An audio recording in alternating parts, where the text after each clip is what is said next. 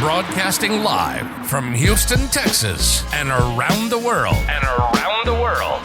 TV host, best-selling author, and radio personality Brad Gilmore brings you a collection of conversations with stars from movies.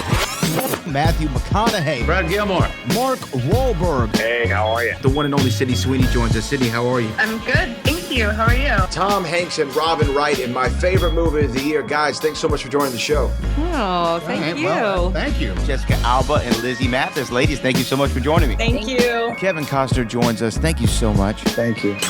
Television. Jimmy Fallon joins us this morning. Jimmy, how you doing, my friend? Good morning. Thank you so much, Brad, for having me. I appreciate this, bud. One of my all-time favorites, Vince Vaughn, joins us right now. Vince, thanks, man. Oh, great to be with you, Brad, and great to be talking to Houston. Good morning to you. We got Owen Wilson. We got Judy Greer. Thanks for joining the show, guys. Thank you. Jay Leno joins us. Jay, how you doing? Hey, Brad, what's going on? We got Anna Sawai joining the show. Anna, thanks so much for joining us. Thank you, Brad.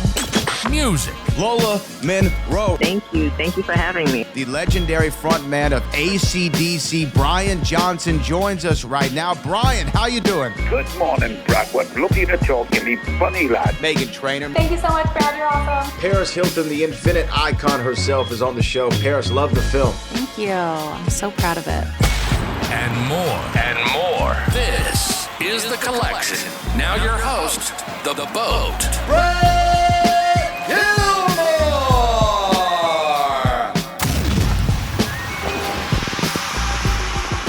If he was the first thing you thought of this morning, it's for good reason, because he's out with a brand new book called Killin Time, My Life in Music. I have it right here in my hands. I've been thumbing through it all week long. He is the one and only Houston's own Clint Black joins us right now. Clint, how you doing, sir? Hey, Brad, I'm good. How are you? I'm doing great. Look, congratulations on the book. You know, it's hard to write a song, but I'm sure as hell it's hard to write a book and go through that process, because you got to go through the edits. You got to put the stories down on paper. You got to read, reread, do all the stuff. Was it just an arduous process to put this thing together?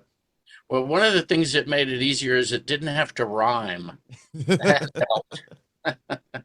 Yeah, it was, I knew it was going to be hard. It was harder than I thought it would be. And a lot of that is because of the editorial process, which seems like it goes on and on and on.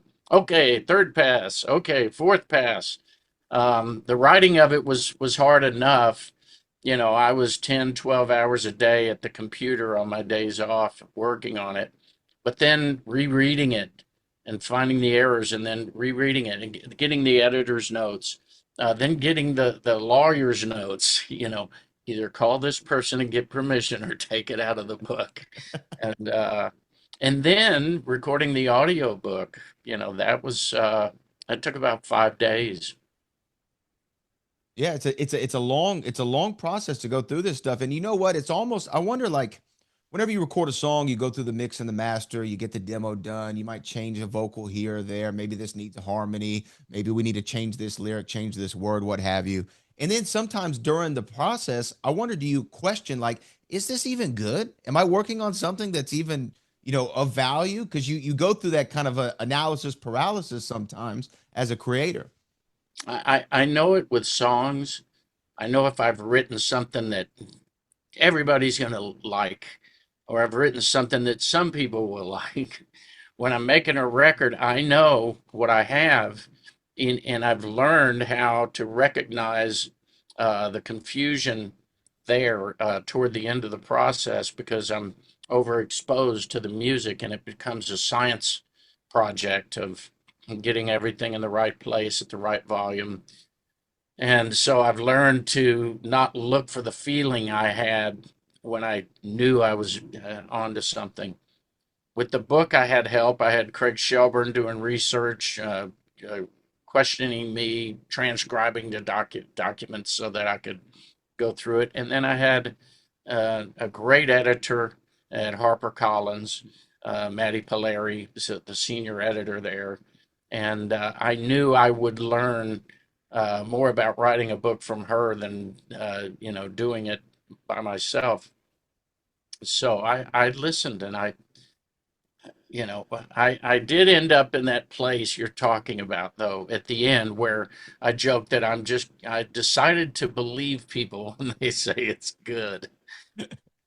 Yeah, sometimes you just gotta, I mean, it is that own intuition though, and when you've put your heart into something and it's of value, like you said, it with music. Obviously, when I'm reading the book, I'm sitting here, I'm loyal to the soil. I'm sitting here in Houston, Texas, right now. Where you came up, and there's a part of the book where you talk about when John Travolta's Urban Cowboy came out, and Gillies was all the rage in the Pasadena area here in Houston, and everybody thought they were a cowboy outside of the city, and country music was kind of booming. There was one guy you were worried about, you said, which was George Strait.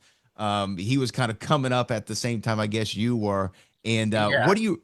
what do you remember about those times? Coming up in the Pasadena, in Houston area, working at Gillies, post Urban Cowboy, where we had a little bit of a spotlight shown upon us. Yeah, I wasn't so much worried about George as he did get in the way of one gig where no, he was playing across town. He was huge already, at least for us, and he was playing someplace just around the corner from me, and the bar I was in was completely empty until he was done, and then people came around. George really. I think really ushered in our kind of music again. Merle Haggard was the definition of it, Sure. But country had strayed from that. And Urban Cowboy helped too. Johnny Lee and Charlie Daniels. Great music coming out there, looking for love in all the wrong places. That was a boost for us. Yeah, I mean, everyone remembers the scenes. The devil went down to Georgia, and Yeah. all those great moments from Urban Cowboy. But when you talk about coming up in Houston, obviously my grandfather L.V. Hughes and your father G.A. Worked together, doing construction and stuff like that. My grandfather, I remember seeing your family's address in his address book. When I was growing up, and I know he would talk about the good times. What did your dad, you think, instill in you that still is with you and persists throughout your whole life and career? My dad was a stoic. He had a great sense of humor, but he was a stoic, and he wasn't raised with a lot of hugging. He really had to make his own way. My mother was a smotherer, so I benefited from having both of those things. I knew I was loved, and I also knew that I better keep out of trouble.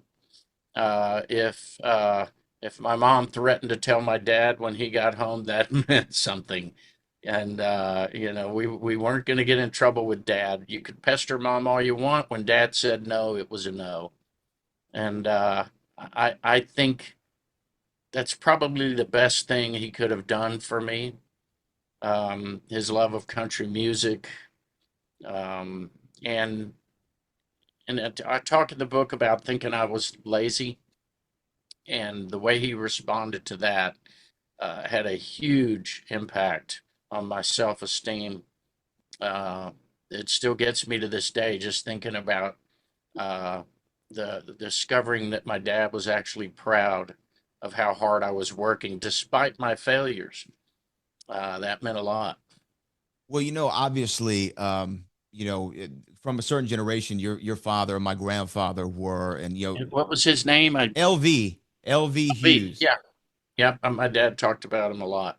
Yeah, and I know that they worked together, and they were definitely from a certain generation. My grandfather, World War II veteran, construction worker. As your father was, or worked in the outside industry, man with his hands, and they definitely instilled a lot in me. My father and grandfather did. But when you talk about the city of Houston too, I got to put a spotlight on this city because I think Houston's one of the greatest cities in the world. Obviously, I'm always going to think that. But we have so much talent, so much musicality here. When you tell people about the city of Houston, I mean, it's not the major music capital somewhere like Nashville might be, but what did the city do for you as far as helping you figure out your love for country music and the sound that you were to create?